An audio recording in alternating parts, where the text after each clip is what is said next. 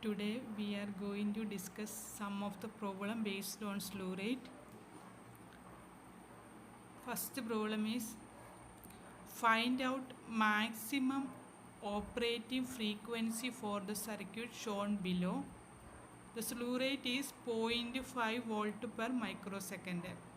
As we know that in the case of IC 741, mainly the slew rate is 0.5 volt per microsecond. Here we have seen a circuit diagram of inverting amplifier. Then here the supply voltage is plus 10 volt and plus or minus 10 volt. Then the output, the maximum peak output is നമ്മളിപ്പോൾ നമുക്ക് കിട്ടുന്ന maximum peak output എന്ന് പറയുന്നത് ഇതിനകത്തുനിന്ന് ഒരു 2 volt reduce ചെയ്യുന്ന രീതിയിലായിരിക്കും നമുക്ക് കിട്ടുന്നത്. ഓക്കെ, അപ്പോൾ സോ ദ മാക്സിമം ഔട്ട്പുട്ടിൽ maximum peak output is 8 volt 10 minus 2 equal to 8 volt. അപ്പോൾ അത് നമുക്ക് ഓൾറെഡി നമുക്ക് കണ്ടുപിടിക്കാൻ പറ്റും. മാക്സിമം വി മാക്സ് കണ്ടുപിടിക്കാം. വി മാക്സ് നമുക്ക് കണ്ടുപിടിക്കാൻ പറ്റും. അപ്പോൾ സ്ലൂ റേറ്റ് തന്നിട്ടുണ്ട്, വി മാക്സ് തന്നിട്ടുണ്ട്. Then we obtain the value of how to calculate the value of maximum operating frequency. The equation of slew rate is 2 pi. As we know that the equation of slew rate is 2 pi by heart പഠിക്കുക, by heart 2 pi f v max. ഈ problem important ആയിട്ടുള്ള ഇത് വെച്ച് slew rate വെച്ചുള്ള problems നമുക്ക് ചോദിക്കുന്നതാണ്. 2 pi f v m. Slew റേറ്റിൻ്റെ equation എന്താണ്? 2 pi f വി എം. എങ്ങനെ കിട്ടിയെന്നറിയാമല്ലോ അല്ലേ? 2 pi f വി എം ആണ് സ്ലൂ റേറ്റിൻ്റെ ഫോർമുല എന്ന് പറയുന്നത്. സോ ഇതിനകത്ത് നിന്ന് എന്ത് കാൽക്കുലേറ്റ് ചെയ്യാൻ പറ്റും? Maximum operating frequency F max equal to slew rate divide by 2 pi V M. എല്ലാ വാല്യൂസും നമുക്കറിയാം. സ്ലൂ റേറ്റിൻ്റെ വാല്യൂ എത്രയാണ്? 0.5 volt per microsecond divide by 2 into 3.14 into 8 volt. Maximum എത്രയാണ്? Supply voltage minus 2. So 2 into 3.14 into 8 that is equal to 0.5 micro volt per micro സെക്കൻഡാണ് നമുക്ക് കിട്ടിയേക്കുന്നത്. So അതിനകത്ത് നമുക്ക് കാൽക്കുലേറ്റ് ചെയ്ത് കഴിഞ്ഞപ്പോൾ എന്ത് വരും? അതിനെ നമ്മൾ ഇതിലേക്ക് നമ്മൾ കൺവേർട്ട് ചെയ്യുകയാണ്. സോ ഇതെല്ലാം കൂടെ വോൾട്ടേജ് അല്ലേ, ഈ വോൾട്ടും ക്യാൻസലായിപ്പോയി. പിന്നെ 1 മൈക്രോ സെക്കൻഡാണ് 1.5 ഇൻറ്റു. അപ്പോൾ അതെല്ലാം കൂടെ കാൽക്കുലേറ്റ് ചെയ്യുമ്പോൾ 500 കിലോ ഹെർട്സിലേക്ക് യൂണിറ്റ് മാറി. So 500 kilo hertz divide by 50.24. വോൾട്ടും ക്യാൻസലായിപ്പോയി. ദെൻ പെർ മൈക്രോ സെക്കൻഡാണ് വരുന്നത്. അങ്ങനെ നമ്മൾ കാൽക്കുലേറ്റ് ചെയ്ത് കഴിഞ്ഞപ്പോൾ 500 kilo hertz divide by 50.24 that is equal to 9.95 kilo hertz. Approximately maximum 10 kilo hertz ആണ് ഇവിടെ ഓപ്പറേറ്റിംഗ് ഫ്രീക്വൻസി ആയിട്ട് നമ്മൾ സെലക്ട് ചെയ്യുന്നത്. ഓക്കെ, അപ്പോൾ F O equal to maximum output frequency എന്ന് പറയുന്നത് 10 കിലോ ഹെർട്സ് ആയിട്ട് നമുക്ക് കിട്ടി. We will do another problem. An audio preamplifier requires output frequency 20 kHz. Sine wave with the maximum voltage swings is plus or minus 10 volt. What is the minimum acceptable slew rate for the op-amp used? ഇവിടെ എന്ത് തന്നിട്ടുണ്ട്? ഇവിടെ preamplifier requires output frequency 20 kHz. F equal to എന്ത് വരും? 20 kHz. And the maximum swing voltage plus or minus 10 volt. So the V max equal to അപ്പോൾ 10 volt നമുക്ക് requirement ആണ്. അതിൻ്റെ മാക്സിമം വോൾട്ടേജ് സ്വിങ് ചെയ്യാൻ പ്ലസ് ഓർ മൈനസ് കിട്ടാൻ വേണ്ടി, ഔട്ട്പുട്ടിൽ കിട്ടാൻ വേണ്ടിയാണ് പ്ലസ് ഓർ മൈനസ്. സോ നമുക്ക് അതിനകത്ത് സബ്ട്രാക്ട് ചെയ്യേണ്ട കാര്യമില്ല. 10 വോൾട്ടിൽ നിന്ന് നമുക്ക് എടുക്കാൻ പറ്റും. ഫ്രീക്വൻസി എത്ര കിട്ടിയിട്ടുണ്ട്? 20 കിലോ ഹെർട്സ്. വി മാക്സും കിട്ടിയിട്ടുണ്ട്. ഡയറക്റ്റ് ആയിട്ട് ഇക്വേഷനിലേക്ക് നമുക്ക് സബ്സ്റ്റിറ്റ്യൂട്ട് ചെയ്യാൻ പറ്റും. Slew rate equal to 2 pi f V M that is equal to 2 pi into 2 into 3.14 into 20 kilo ഹെർട്സിന് 2 ഇൻറ്റു 20 ഇൻറ്റു 20,000 ഇൻറ്റു എന്ത് വരും? 10. നമ്മൾ കൺവേർട്ട് ചെയ്യുമ്പോൾ വോൾട്ട് പെർ സെക്കൻഡിൽ നമുക്ക് കിട്ടി. അതിനെ നമ്മൾ എന്താക്കണം, മൈക്രോ സെക്കൻഡിലേക്ക് മാറ്റണം. 1.256 volt per micro second. Okay, അപ്പോൾ ഇത് നമുക്കറിയാം, ഇത് നമ്മുടെ ഓപ്പാം അല്ല. അപ്പോൾ ഇതാണ് നമ്മുടെ IC741 അല്ല, അതിന് 5.5 വോൾട്ട് പെർ മൈക്രോ സെക്കൻഡാണ് അതിൻ്റെ സ്ലൂ റേറ്റ് എന്ന് പറയുന്നത്. ക്ലിയർ ആയില്ലേ? ഇക്വേഷൻ ബൈഹാർട്ട് ചെയ്യുക. 2πf into VM. ഇപ്പോൾ എഫ് വി എം ഇത് തമ്മിൽ ചിലപ്പോൾ അത് ആ ഇക്വേഷൻ നിങ്ങൾക്ക് അറിഞ്ഞു കഴിഞ്ഞാൽ എഫ് ആയിട്ട് റിലേറ്റ് ചെയ്ത് എന്തെങ്കിലും ക്വാണ്ടിറ്റി തരും, VM റിലേറ്റ് ചെയ്തിട്ടുള്ള എന്തെങ്കിലും ക്വാണ്ടിറ്റിയും തരും. സ്ലൂ റേറ്റ് കണ്ടുപിടിക്കാൻ ചിലപ്പോൾ തരും. സ്ലൂ റേറ്റ് തന്നു കഴിഞ്ഞാൽ മറ്റെന്തെങ്കിലും കണ്ടുപിടിക്കാൻ നമുക്ക് ഇതിനകത്തുനിന്ന് ചോദിക്കാം.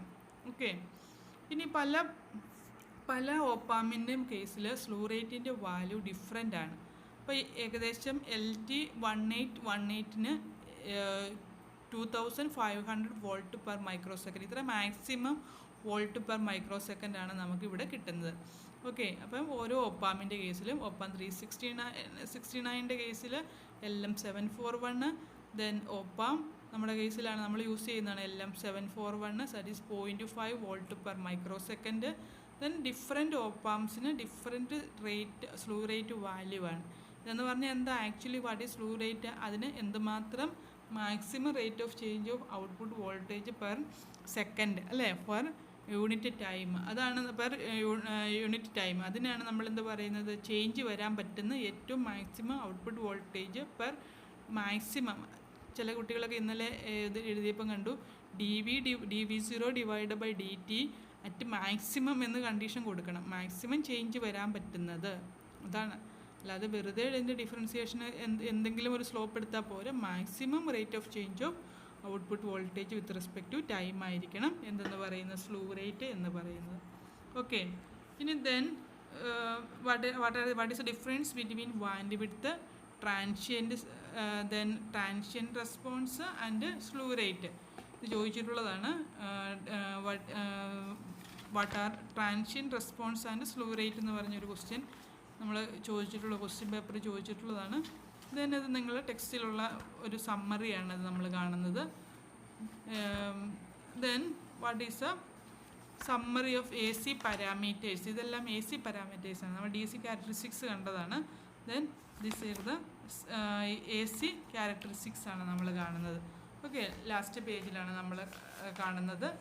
So what is the difference between bandwidth, transient response and slew rate. Okay, first of all bandwidth എന്ന് പറയുന്നത് actually bandwidth is a small signal phenomena.